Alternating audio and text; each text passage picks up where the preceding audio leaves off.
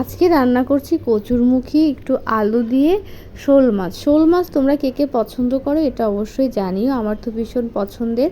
তো এই যে এখানে একটা মশলা করে নিয়েছি, আদা, একটু পেঁয়াজ দিয়েছি আর জিরা বাটা। তো এটা দিয়ে একটা মশলা করে নিয়েছি, আর একটু লঙ্কা বাটা দিব, সেটা আলাদা করে করা আছে। আর এখানে দেখো তেলের ভিতরে দিয়ে দিয়েছেন জিরা ফোড়ন, জিরা ফোড়নের ভিতর কচুরমুখী আর একটু আলু দিয়ে সুন্দর করে লবণ হলুদ দিয়ে ভেজে নিয়েছি। ভেজে নেওয়ার পরে সেটাতে মশলাটা দিয়ে দিলাম।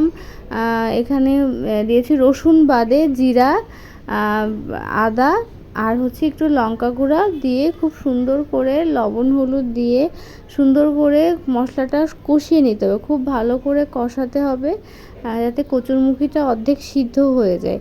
তো এই যে দেখো আমার কচুরমুখীটা আর মশলাটা খুব ভালো করে সিদ্ধ হয়ে এসেছে এবং কষিয়েও গিয়েছে, তেল ছেড়ে দিয়েছে।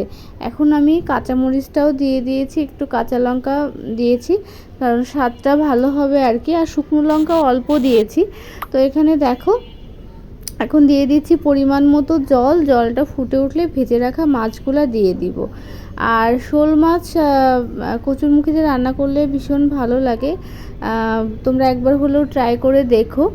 তো এই যে দেখো ঝোলটা একদম ফুটে উঠেছে, এখন দিয়ে দিচ্ছি ভেজে রাখা শোল মাছ। এখন নামানোর আগে আমার একটা স্পেশাল মশলা দিব, একটু জাল হওয়ার পরে তারপরে আর কচুরমুখীর তরকারি একটু ঝোল ঝোল নামাতে হয়, এটার কারণ হচ্ছে এটা হচ্ছে টেনে নেয় আর কি, মানে ঝোলটা শুকিয়ে যায়।